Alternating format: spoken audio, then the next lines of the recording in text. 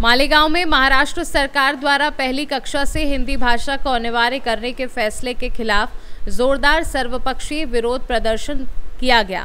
दोपहर 3 बजे शिवसेना भवन से निकले मोर्चे ने मौसम पुल के पास गांधी प्रतिमा तक पहुंचकर सरकारी आदेश की प्रतियां जलाकर अपना विरोध जताया। आंदोलन में मराठी प्रेमी दलों के नेता, साहित्यकार, शिक्षक, विद्यार्थी एवं सामाजिक संगठन शामिल थे। उन्होंने कहा कि हिंदी अनिवार्यता राज्य की मातृभाषा मराठी के अधिकारों पर हमला है और मराठी को राजभाषा का दर्जा है, जिसका अपमान बर्दाश्त नहीं किया जाएगा।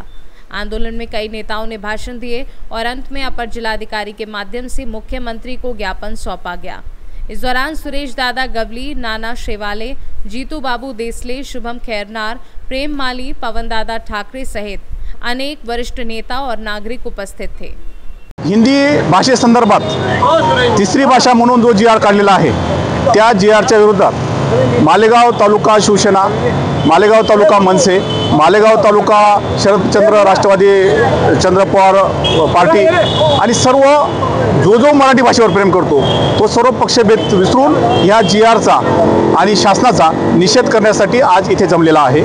या सर्वांचं म्हणणं एकच आहे, शासनाने जे चुकीच्या पद्धतीने हिंदी भाषा ही 1ली ते 4वीपर्यंत लादली आहे ती ताबडतोब तो निर्णय रद्द करावा आणि ती सक्ती बंद करावी। कोणत्याही इतर राज्यांमध्ये ती सक्ती नसताना महाराष्ट्रातच का आणि महाराष्ट्रातला मराठीचा अभिजात दर्जा देणाऱ्या शासनाने पुन्हा मराठीचा अवहेलना करण्यासाठी जो हिंदीचा जी आर काढलेला आहे तो ताबडतोब रद्द करावा, या एका मागणीसाठी आम्ही इथे आलेलो आहोत। योगायोगाने या मालेगाव तालुक्यातले मंत्रीसुद्धा, शिक्षण खात्याचे मंत्रीसुद्धा आदरणीय दादासाहेब भुसे आहेत। या दादासाहेब भुसेंना सुद्धा मी नम्रपणे विनंती करतो की प्रत्येक मराठी माणसाच्या मनात आज तुमच्या विरुद्ध असंतोष झालेला आहे, कारण तुम्ही असताना हा मराठीचा निर्णय तुम्ही ताबडतोब रद्द केला पाहिजे। ही भावना मालेगाव तालुक्यातल्या प्रत्येक मराठी माणसाची आहे, नवे महाराष्ट्रातल्या प्रत्येक मराठी माणसाची आहे। तो निर्णय आदरणीय मंत्र्यांनी ताबडतोब मागे घ्यावा ही विनंती करण्यासाठी आज आलो आहे। कदाचित या विनंतीचा तुम्ही मान ठेवला नाही तर प्रत्येक शाळेत जाऊन 100% तुमच्या निर्णयाला विरोध करण्यासाठी आम्ही